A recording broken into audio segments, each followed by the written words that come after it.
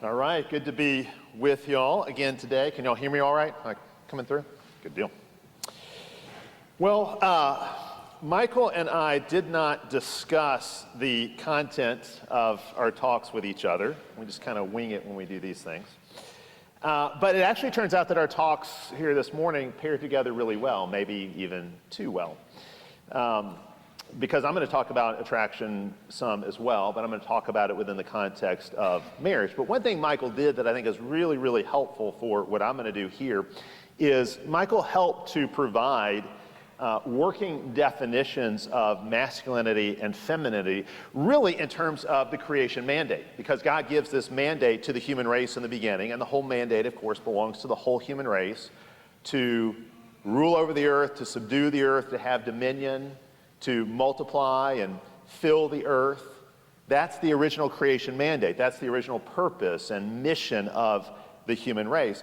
But within that mandate, while the whole mandate belongs to every individual, male or female, there is a kind of division of labor. And if you noticed, Michael, as he was unpacking this, you can see that really there's a sense in which the dominion side of that mandate belongs especially to men, and the multiplication side of that mandate belongs to women in a unique way. And I think that's a really helpful way to think about this. Women are drawn to men who can take dominion. Men are drawn to women who are obviously equipped to multiply and fill. And I think that's obviously how God designed us. That's how the human race goes forward. Michael talked about attraction from the standpoint of dating. I'm going to talk about attraction some within the context of marriage. And towards the end of my talk, I'm going to get into this, especially as it relates to sex within marriage, and I'll especially be addressing husbands because they're the ones who often end up with the most complaints in this area. Well, we'll get to that when we get there. The good thing about speaking at a conference with Michael Foster is that you know he's going to be the controversial one. So I'm really kind of expecting to just kind of sit there during the Q&A session while Michael fields questions from all those crazy and salacious things he had to say. Every marriage conference or every conference of this sort does need a sex talk. And you kind of just had it. You're going to get it again here. But this may not be exactly what you would think of when you think of a sex talk. I want to deal with God's design for sex, at least some aspects of it. But we cannot understand God's design for sex without understanding God's design for the sexes. That should be obviously true, right?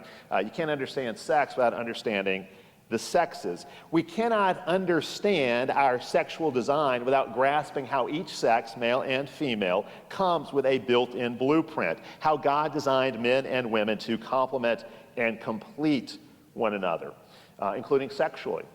The male body makes no sense apart from the female body and vice versa. It's obvious in every way we were made for each other. It's also not surprising that our culture's confusion about sex is matched by its confusion about the sexes. Those two things, again, stand or fall together. Now, one name for this confusion in our day is feminism.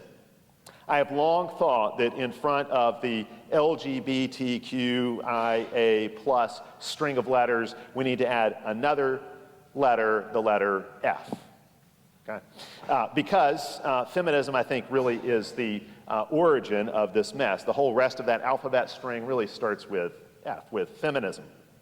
It's feminism that got us into this deep hole today. Now, blaming feminism is not the same as blaming women, certainly not. In fact, you could say that feminism arose as a response to the failure of men. I would say, just to give you one example of how this has worked out, feminism was the original transgender movement. Because feminism from the beginning really has been about turning men into women and women into men. It's about blurring the distinctions between the genders. Feminism ends up pitting men against women and women against men. Feminism makes the claim that marriage is an oppressive institution. It really creates the so-called battle of the sexes. I used to say that feminism is just Marxism in a skirt. But then someone pointed out to me that feminists don't usually wear skirts. So, but it's still true. Feminism is Marxism applied to the sexes. Marxism was originally about class oppression, how the upper class oppresses the lower classes. But now Marxism has worked its way into other areas of life. So for example, we have critical race theory, which looks at racial relationships in terms of oppression. So critical race theory is Marxism applied to the races. Feminism is Marxism applied to the sexes. It looks at the male-female relationship in terms of an oppressor and an oppressee. Beginning especially in the 1960s, feminism walked hand in hand with the sexual revolution, separating sex from marriage and separating sex from procreation. Feminism helped to unleash a Pandora's box of sexual perversions. Feminism has aimed at a unisex or androgynous culture, the very kind of culture that would ultimately end up treating homosexuality as on par with heterosexuality. After all, if men and women are interchangeable socially, as feminism claims, why aren't they interchangeable sexually? If men and women are basically the same, why does it matter which one you pair with sexually? Let me give you a basic principle that we as Christians need to operate by in this discussion and in everything else that is happening in our culture. It comes from Alexander Solzhenitsyn. It is the saying, live not by lies. That's the basic principle we need to operate by as Christians in our culture and in these discussions. Live not by lies. Do not live by the lie that men and women are the same, or that masculinity and femininity are just social constructs. Do not live by the lie that sex is meaningless, or that we can give it any meaning we choose, making it casual, if that's what we want, or making it the most important, transcendent thing in the world, if that's what we choose. Do not live by the lie that marriage is a fluid, malleable institution that we can redefine and rework how we choose, that it is, again, nothing more than a social construct. Do not live by the lie that no-fault divorce was a good and liberating development. Do not live by the lie that abortion is health care, or that abortion is necessary for women to attain equality. Do not live by the lie that the fundamental divide in our culture is political between, say, right and left, or Republican and Democrat, when in reality it is a spiritual divide between those who practice celibate chastity and marital fidelity versus those who practice sexual degeneracy and perversion. Sex and a sex ethic is at the foundation of every society, every civilization. And the basic line running through our culture today is between those who understand marriage and sex as sacred and designed to symbolize the Christ-church relationship, and those who do not. Again, those who think we can give these things any meaning we choose. Live not by lies. The problem is that in the church, we have been living by certain lies that undermine happiness in marriage, that make marriage harder. And these are lies about sex and about the sexes. And it's obvious they are lies because they are contrary to the way God made us, contrary to what we can observe about male and female nature if we're paying attention, contrary to what we find in Scripture. In many cases, what is being taught in many churches today is the exact opposite of the truth, the exact opposite of what needs to be taught. The lies we believe in the church are often just as blatantly wrong as the lies told in the culture. And these lies make us all losers. See, men and women will either both win or both lose together. You can't have one sex win when the other sex loses. This is why the whole battle of the sexes thing is so misguided. Men and women stand or fall together. Think about this. Can Jesus win if the church loses? Or can the church win if Jesus loses? No, obviously not. We're all in this together, men and women. We will stand or fall together. We will win or lose together. Together, we must reject lies and live by the truth. Let me start with this lie because I can build a lot off of it, and it gets repeated constantly. Masculinity is toxic. How many of you have heard that one? That's one that gets repeated again and again. That's become a mantra in the culture. Right up there with smash the patriarchy, you hear masculinity is toxic. Now, the reason this lie often gets traction is because there are men who are toxic. But they are toxic not because of their masculinity. It's not their masculinity that makes them toxic. It's the absence of masculinity or the distortion or perversion of masculinity that makes them toxic. But many in our culture will claim that masculinity itself is the problem. Just a few years back, the American Psychological Association declared masculinity toxic, masculinity harmful, and basically spelled out these conventional, traditional male traits, like the ones that Michael was talking about, these conventional male traits, and basically demonized them, pathologized them. Basically, they said traditional men are sexist and oppressive, they harm themselves and they harm others. And the thing is, what I've noticed is that in the church, there are many who will say, oh no, masculinity is not toxic. But then anytime real masculinity shows up, they treat it like it is toxic. Again, they have bought into the lie. Now, I can expose this as a lie. If masculinity were really toxic, then we would expect kids with minimal exposure to it would do better, right? I mean, nobody wants their kids exposed to toxins. But what happens when, say, kids don't have a father, when kids don't have a dad in the home? Kids without a father, without a strong, permanent, masculine presence in the home, are actually more likely to be abused. You wouldn't have guessed that with this mantra, masculinity is toxic, but that's the reality. Kids who do not have a father in the home are actually less safe than those who do.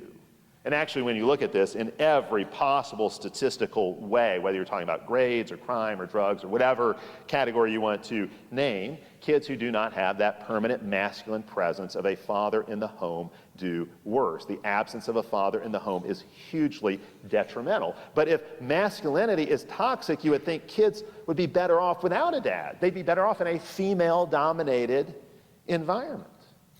But actually, as it turns out, kids do best when they receive the masculine paternal love of a father combined with the feminine maternal love of a mother. Kids need both kinds of love poured into them to really thrive.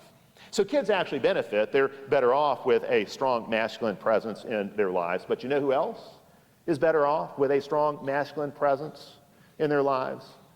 Women. Women are better off as well, because no matter how much traditional masculinity gets demonized, traditional masculinity is still attractive to women. It's still good for women. Women cannot flourish without this masculine presence in their lives, and we see this especially in marriage. Again, live not by lies. So here's the truth. It's a truth you need to know. What drives attraction between men and women is the polarity of masculinity and femininity. Michael unpacked that for dating. I want to unpack it for marriage. The masculine and the feminine bond together. They are drawn to one another. But when masculinity in men is diminished because they're told masculinity is toxic, and when femininity in women is diminished because women are trying to fulfill traditional masculine roles, either because they're told they need to or because they sense an absence, a void of masculinity, and they want to fill that void, when men are feminized and when women are masculinized, the bond between men and women is weakened. Now, this is exactly what we have been doing for more than a generation. And what is the result? What do we see around us? What do the statistics tell us? Well, we've got a low marriage rate, a high divorce rate, and a low birth rate. We've got signs of a civilizational sickness, maybe even a civilizational suicide. What happens in a unisex society? There is a dearth of marriageable men and marriageable women, and those who do get married find that the bond between them is much weaker. We have weakened those very bonds that would draw men and women and bind them together. I want to talk about the problems this has created in marriage. You know, I've been a pastor for a good long while now. I've done a lot of marriage counseling over the years, and I can tell you that one of the biggest problems that any pastor will face in counseling couples about their marriage is the reality of sexless marriages or low-sex marriages. This is a significant problem. People get married, and over time, sometimes actually very soon, you'd be surprised how quickly this can happen in some marriages, but over time, they drift towards a kind of sexlessness. Where their marriages just don't have the same spark, the same chemistry that they once did. And I want to help you understand that problem. When you tie the knot in marriage. You want to tie it tight.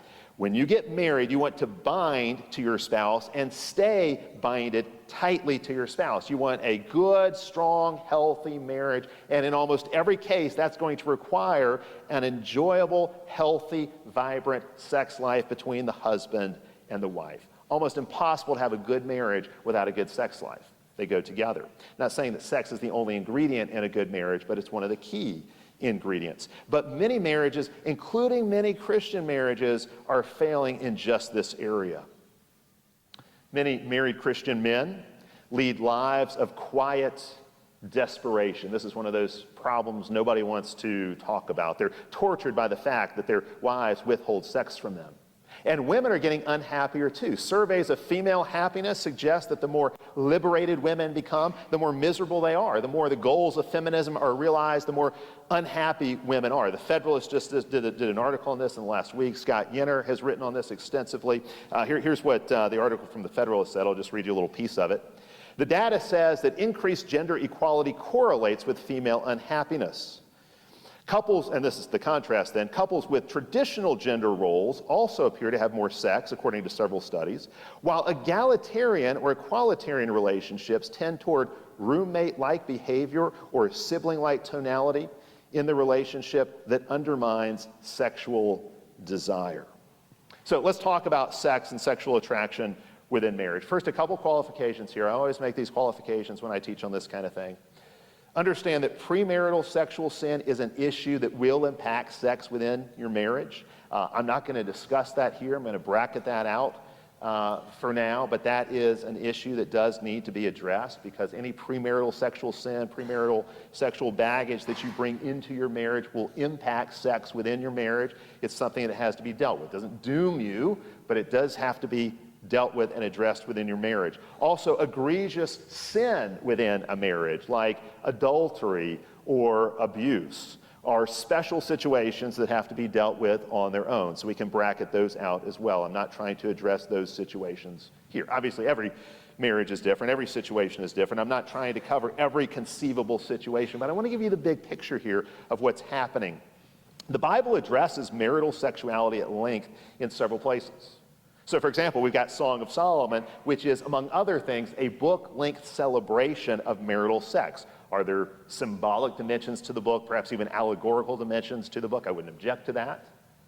But in a very basic way, it is a book-length celebration of marital sex between a man and a woman. Proverbs 5, you've heard referenced already, commends sexual enjoyment within marriage.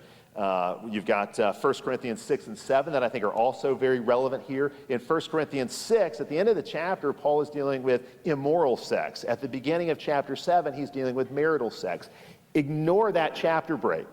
It's part of a seamless argument where he moves from the wrong kind of sex to the right kind of sex. The end of chapter 6 tells us what Paul is against when it comes to sex. The beginning of chapter 7 tells us what Paul is for when it comes to sex. In chapter 6, Paul is addressing extramarital sex. In chapter 7, Paul addresses marital sex. In chapter 6, Paul addresses the problem of sex with prostitutes. In chapter 7, Paul addresses the problem of sexless marriages. In chapter 6, Paul says your body belongs to the Lord. In chapter 7, Paul says your body belongs to your spouse. Chapter 6 is about how some failed to resist sexual temptation and fell into fornication. Chapter 7 is about how God provides an answer to sexual temptation in marriage. 1 Corinthians chapter 6, Paul says, flee sexual immorality. 1 Corinthians chapter 7, Paul says, do not deprive each other in your marriage. 1 Corinthians chapter 6 is about our duty to pursue sexual holiness. 1 Corinthians chapter 7 is about our duty to provide sexual fulfillment for our spouse. 1 Corinthians chapter 7, verse 5 is really the key text here. It really gives the biblical rule for sex in marriage. Paul says to husbands and wives, speaking about sex, do not deprive one another except by mutual consent for a limited time to devote yourselves to prayer, but then come together again so that Satan may not tempt you.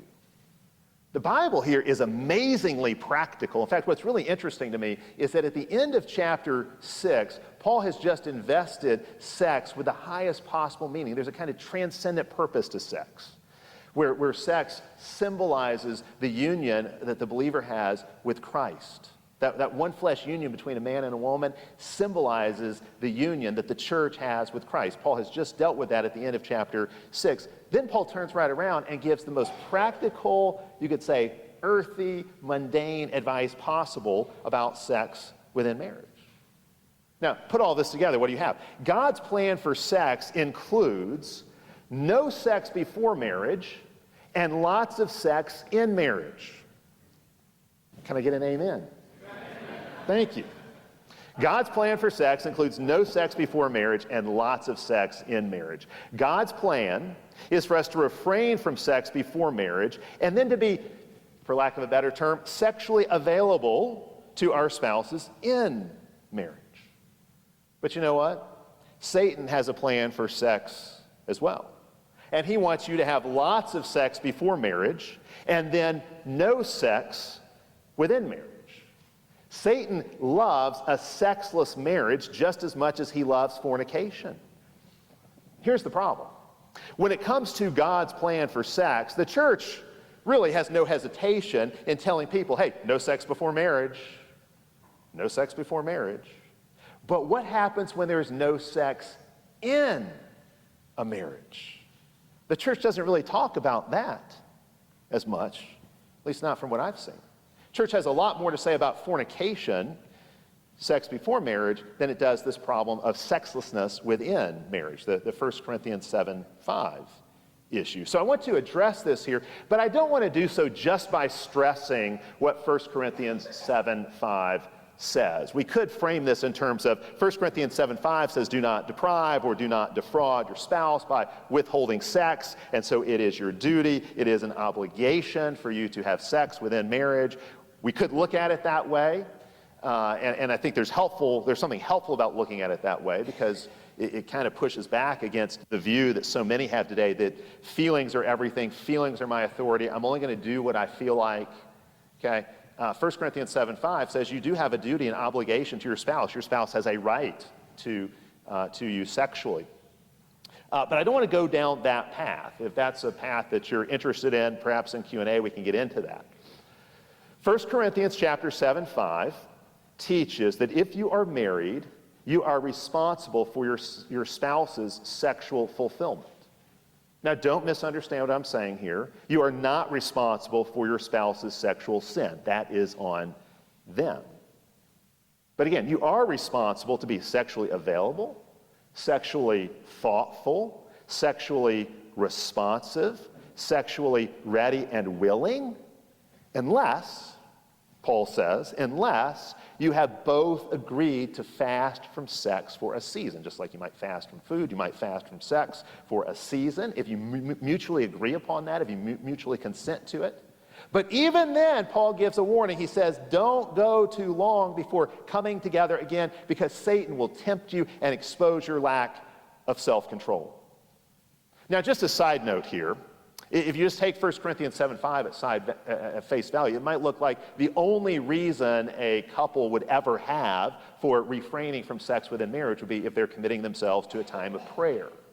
I don't think Paul's trying to give an exhaustive list here of times when a couple could legitimately refrain from sex, for example, health concerns or after the birth of a child. We could have, that'd be another discussion to have.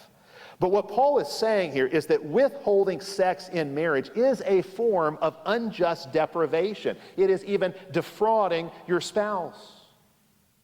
Withholding sex to punish your spouse or manipulate your spouse or control your spouse or just because you're lazy and don't feel like it, that is forbidden.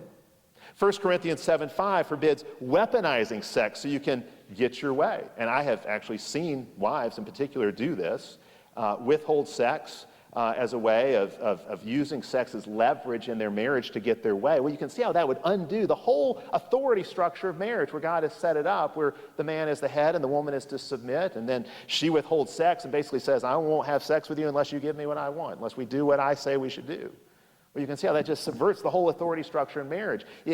Given what Paul says in Ephesians 5, he has to say what he says here in 1 Corinthians 7:5 to preserve that authority structure. But here's the question I'd rather deal with. Why do some Christian marriages struggle to fulfill 1 Corinthians 7:5? You might think, oh, this sounds great. Talk to an engaged couple that is where they're saving themselves for marriage, and they say, oh yeah, we can't wait to have sex. We can't wait to fulfill 1 Corinthians 7:5. But then talk to couples after they've been married for a few years. For a lot of couples, we don't even touch each other anymore. Well, why is that? Why does this command become so hard for some spouses to keep? What are some obstacles to fulfilling 1 Corinthians chapter 7, verse 5? You want marriage to be easy. I talked about that last night. Okay, well, you want sex within marriage to be easy as well, right? There are many reasons why 1 Corinthians 7:5 might be difficult for a married couple to obey. But I want to focus on one here that I think is highly significant.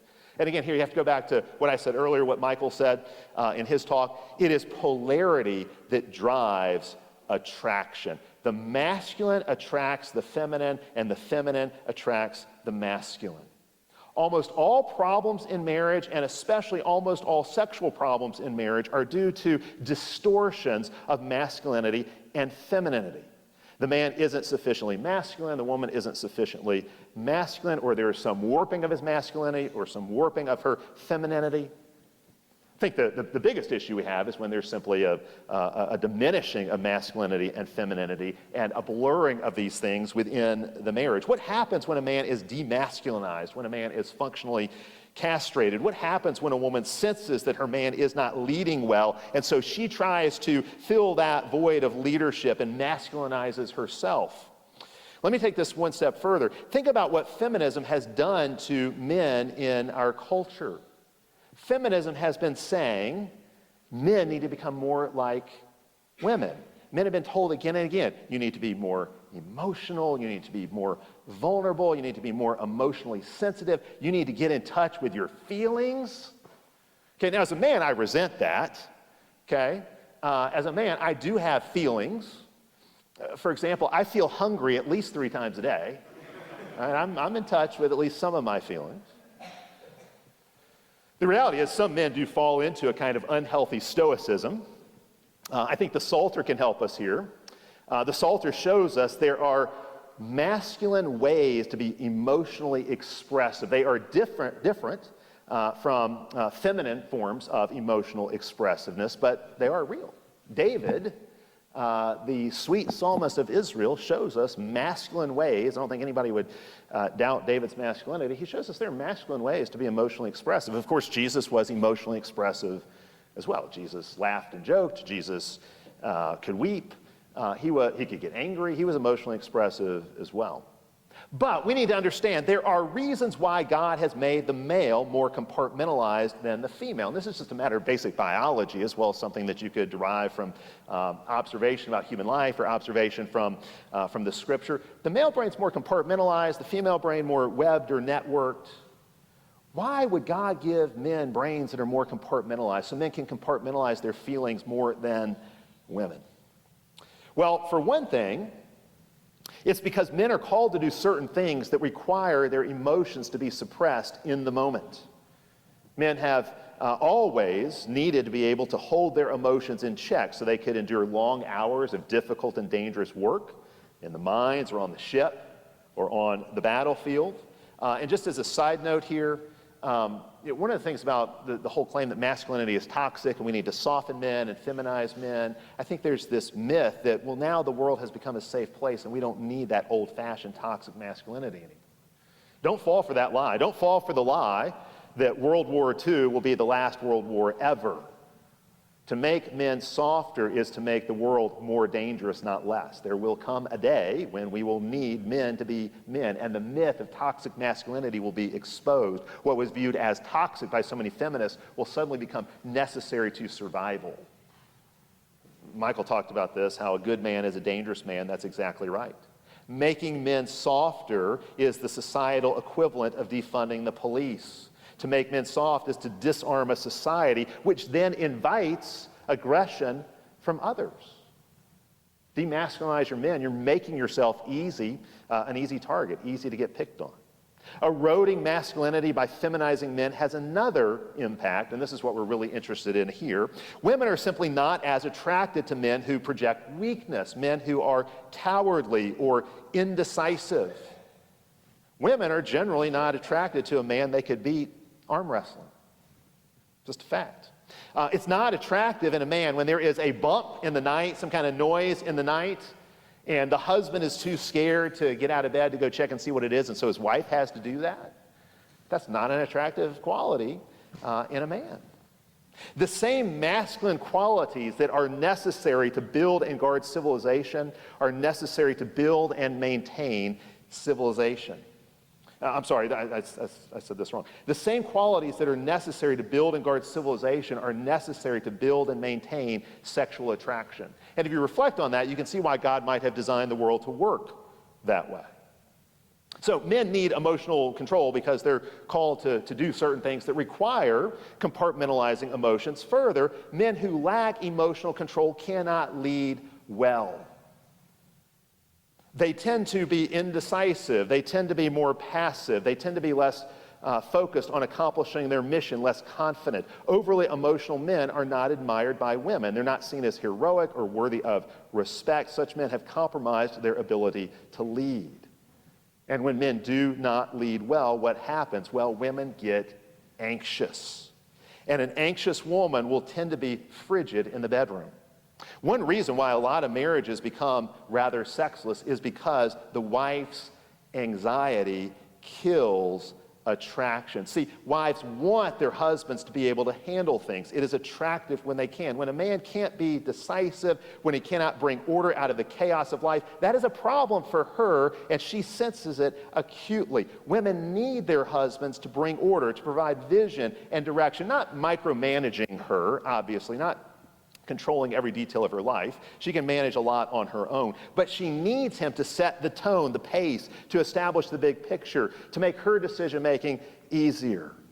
When husbands fail to assert themselves, wives get anxious, and they start to try to control things themselves to fill that void. And one thing that happens is sometimes she nags, and a nagging wife's not very attractive to a husband. But men, you need to understand, nagging might just be her sin, and there might not be anything you've done to provoke it. But nagging is very often a sign that she does not trust your leadership. She does not trust you to step up and take responsibility. And so what should you do if you find yourself with a nagging wife? Proverbs talks about this, what a pain it is to live with a nagging wife. What should you do, men? I would suggest making yourself unnaggable.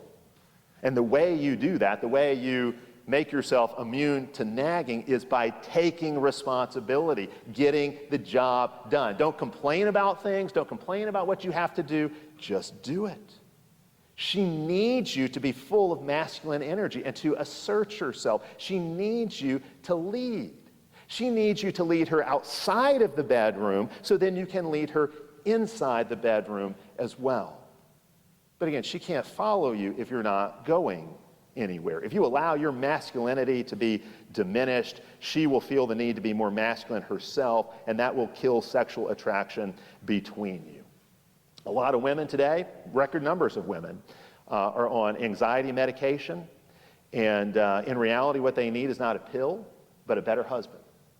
In reality, what they need is not anxiety medication, but a stronger, more competent, and capable husband. I'm not saying that's every case. I'm not making a universal statement here.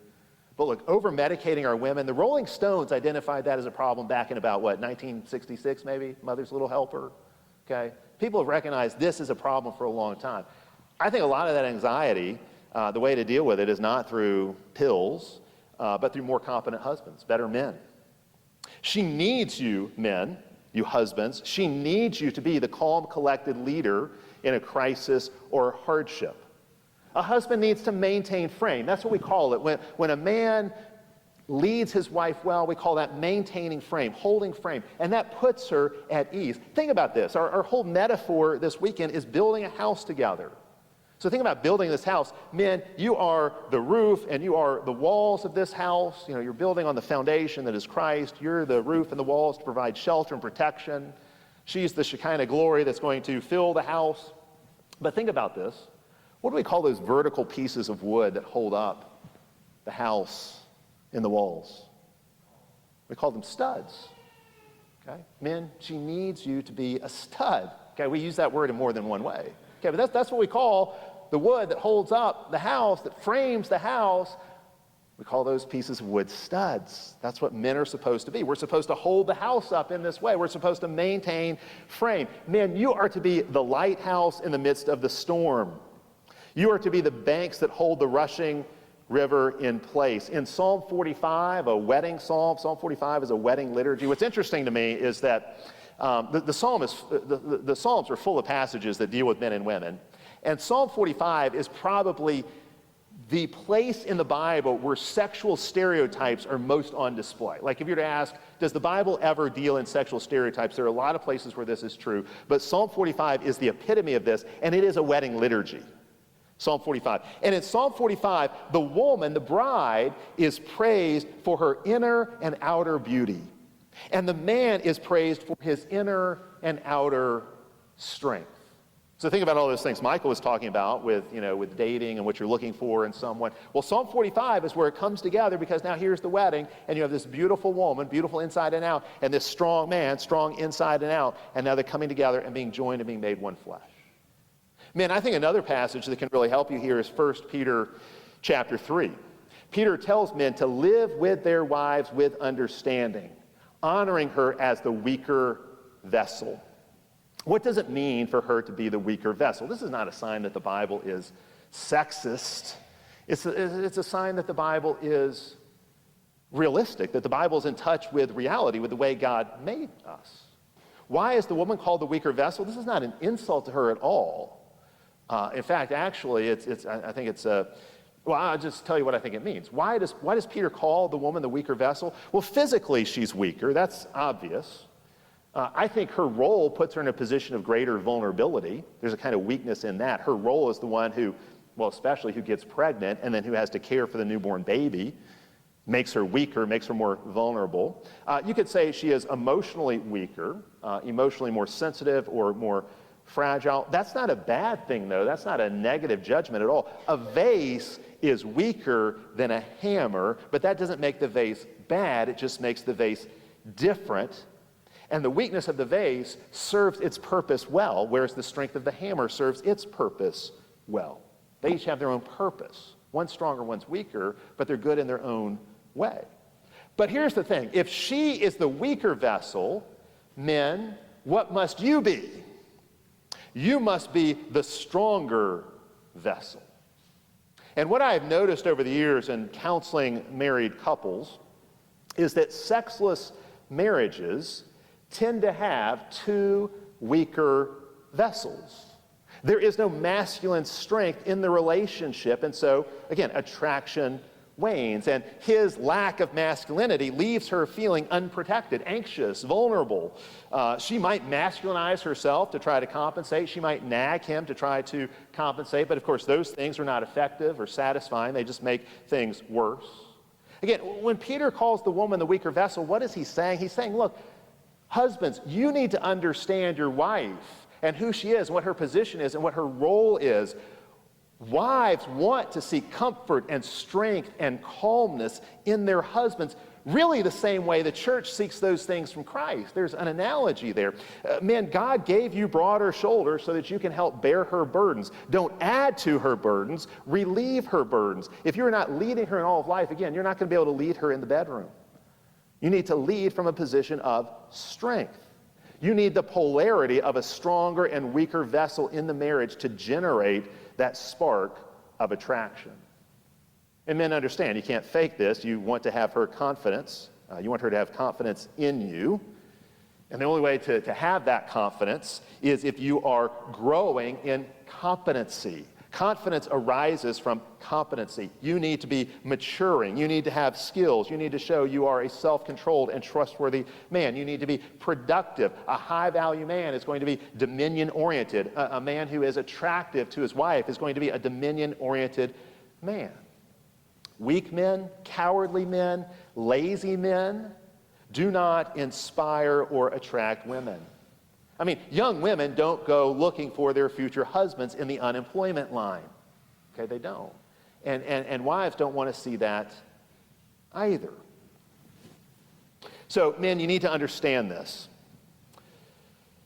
And men, you need to understand this weakness, and when you are not the stronger vessel, that creates anxiety in your wife.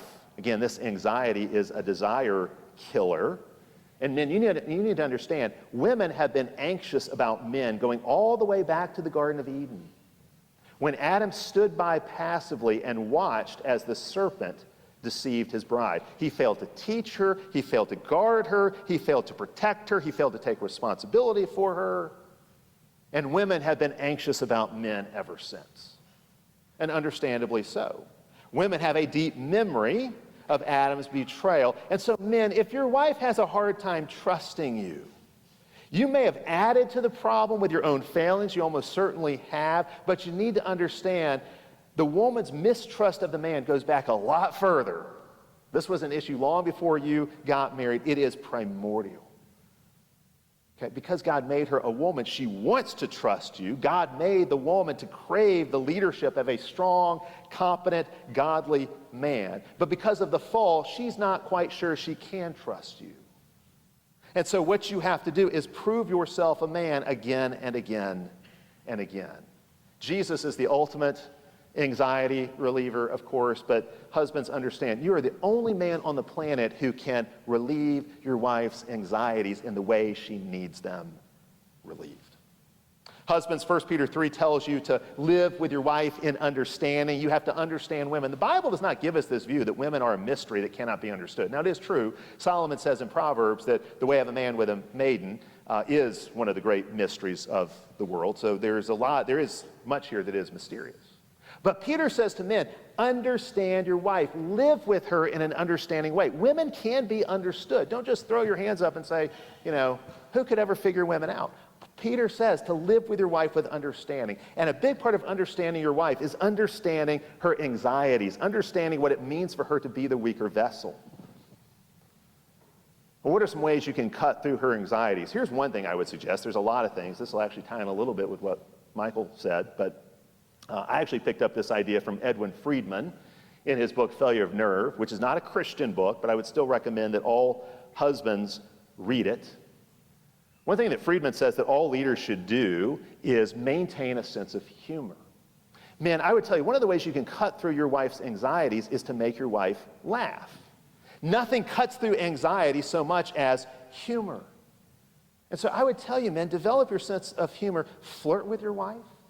Playfully tease her. These kind of things will put her at ease. One thing I found, again, in counseling couples over the years, dysfunctional marriages, sexless marriages are way too serious. The couple quit having fun a long time ago, and they're utterly serious all the time. They're nothing but serious. The fun and the laughter has been sucked out of the relationship. So then one of the ways you need to lead your wife is to lead her in laughter. Nothing will do more to put your wife at ease. If she sees you relaxed and laughing and teasing and flirting her, even or perhaps especially in the midst of a hard time, eventually she'll come around. She'll figure, well, if he's not too worried, I guess I shouldn't be either. If he can laugh, I guess I can too. If he's relaxed, I guess I should be relaxed as well. And again, the analogy here is Christ and the church. This is exactly what God has done for his people. I'll grant you the crucifixion was deadly serious. God takes our sin seriously, and Jesus died on the cross for the sins of his bride. But the resurrection is really God's joke at the devil's expense. God pulled the rug right out from under Satan. Psalm 2 says, our God is in the heavens, our God who sits in the heavens laughs. He laughs with a holy laughter. Jesus laughs, and so his bride laughs. Jesus is not anxious, and so his bride doesn't need to be anxious. Jesus knows how to laugh. In fact, it's interesting. I think we miss this in the Gospels. I would tell you to go read a book like Elton Trueblood's book, The Humor of Christ. There was another book along these same lines that the title escapes me right now, but that deal with Christ's sense of humor in the Gospels. Jesus is always cracking jokes with his disciples. And especially when things get really, really tense, Jesus will say something funny. Now, we miss it because we read the gospel so seriously, and sometimes out of context. But in context, Jesus is quite the comedian. He's constantly got people laughing, and that's why everywhere Jesus goes, he's the life of the party. I think C.S. Lewis got this too. This is how leadership works, and this is great for husbands. This is how leadership works in Narnia. Think of the ideal Narnian king as Lewis describes him. It's really King Loon in the book The Horse and His Boy, and this is how King Loon is described. This is how kingship or leadership is described. This is how it goes. So what Lewis wrote. This is what it means to be king, to be first in every desperate attack and last in every desperate retreat. And when there's hunger in the land, as there must be now and then, to laugh louder over a scantier meal than any other in your land. The king's job is to lead in laughter, even in hard times, perhaps especially in hard times. Husbands, this is how you are to lead your wife as well. I think most men could solve 80% of their marriage problems if they just teased their wives more. If they flirted with their wives more. I think most men could solve 80% of their marriage problems just by making her laugh once or twice every day. Husbands, this is your calling. First in, last out, laughing loudest. That's what it means to be a man, to be a husband, to be a head, to be the king of your home. Or as one of your own prophets has said, Blake Shelton, the country singer, in his wonderfully pro-marriage song, I'll Name the Dogs. He's got a line in there, he says, you be the pretty, I'll be the funny. And that's it. She'll be the pretty one, she'll be the glorious one, and he'll be the funny one. He'll make her laugh. Or the way the book of Proverbs puts it, rejoice in the wife of your youth. Rejoice in the wife of your youth. Enjoy life with her. Laugh with her. Not everything is deadly serious. First in, last out, laughing loudest. This is what you see if you want to tie the knot tight. It's what you need to see if you want to tie the knot of marriage good and tight. If you want to have a sexually vibrant relationship with your spouse, this is what you need to see. So here's my punchline for the weekend. If you only remember one thing I say this whole weekend, let it be this. Headship and respect are not only the key to a peaceful marriage, and I will say this, headship and respect are the key to a peaceful marriage because that removes any hint of a power struggle within marriage. But this is the key thing, this is the punchline. Headship and respect, the man's headship and the wife's respect. Headship and respect are erotic necessities. Headship and respect are romantic necessities. There is no romance without headship and respect. Romance will die without them. Eros will die without them. Headship and respect are essential ingredients in sexual arousal, in sexual attraction. Having masculine and feminine polarity, having masculine energy and feminine glory, masculine initiative and female responsiveness, masculine responsibility and female obedience. These are the keys to a strong marriage, and these are the keys to a strong sexual relationship within the marriage. And when you see that, when you get that, 1 Corinthians 7:5 is not so daunting. It's not so hard to obey 1 Corinthians 7:5 when you have a marriage with strong polarity, with headship and respect. It is androgyny more than anything else that kills sexual attraction. Polarity creates it. I want to end with this. I lived here in Austin years ago. Jenny and I lived here back in the late 90s and early 2000s and had just a wonderful time living here in Austin. When I lived here in Austin, I worked for Redeemer Presbyterian Church. I was on staff there. And I used to go to the library. It's called the Stitt Library back then, the library on the campus of Austin Presbyterian Theological Seminary. It was PCUSA seminary, so a very liberal. In fact, I don't think I ever saw a male student on campus the whole time I was there, so that tells you what was going on there. But that seminary was founded by Robert Louis Dabney. Some of you may know Dabney's name. Dabney was a 19th century pastor and seminary teacher, first in Virginia. Actually, during the war, he was Stonewall Jackson's chaplain. And then after the South lost, he fled Virginia and moved to Texas. And it's ironic, he actually helped to found the philosophy department at the University of Texas, which is where I did graduate school, in the philosophy department at Texas. And he also founded the Presbyterian Seminary here. And obviously these institutions have abandoned his legacy, but he was one of the great Presbyterian theologians of his era, and in many ways he was a prophet. When I would go and study at Austin Presbyterian Theological Seminary, I'm sure they were embarrassed by all kinds of things about Dabney, but they had a big portrait of Dabney, and then they had a glass case that housed some of the books from his personal library. And so I would go sit there and do my studying right there under the watchful gaze of Dabney with his own books from his personal library right there beside me. Well, why do I bring Dabney up? Well, everything that I have told you about attraction, really everything you've heard from Michael about attraction as well, Robert Louis Dabney said 150 years ago. He saw what the rising feminist movement would do to relations between men and women, what this rising feminist movement would do to sexual attraction between men and women. I'm going to modernize his language here for you just so you can understand it a little bit better, but I want to read to you what he wrote. Listen to Robert Louis Dabney. This was written, I want to say, in the 1870s, maybe 1880s. The feminist movement will mean the abolition of all permanent marriage ties. Feminism's going to weaken marriage. Mrs. Caddy Stanton, this was a prominent feminist, a leading feminist of Dabney's day. Mrs. Caddy Stanton holds that women's bondage is not truly dissolved until the marriage bond is annulled. She's thoroughly consistent. Some hoodwinked advocates of her revolution may be blind to the sequence, but it is inevitable. It must follow.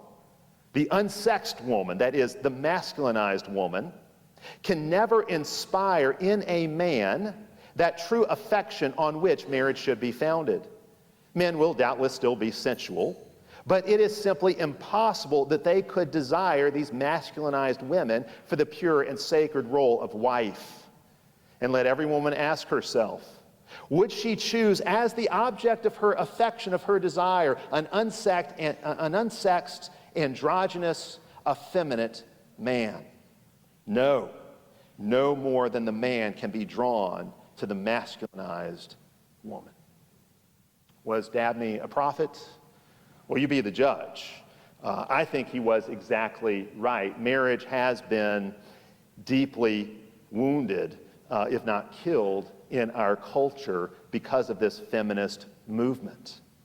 This feminist movement that has sought to produce a unisex, androgynous culture kills desire.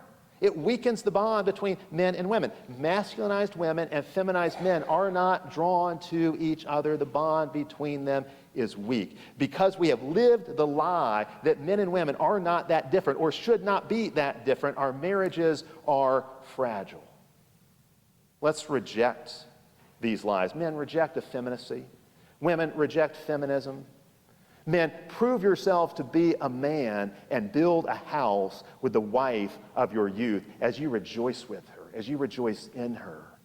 And women, embrace your femininity.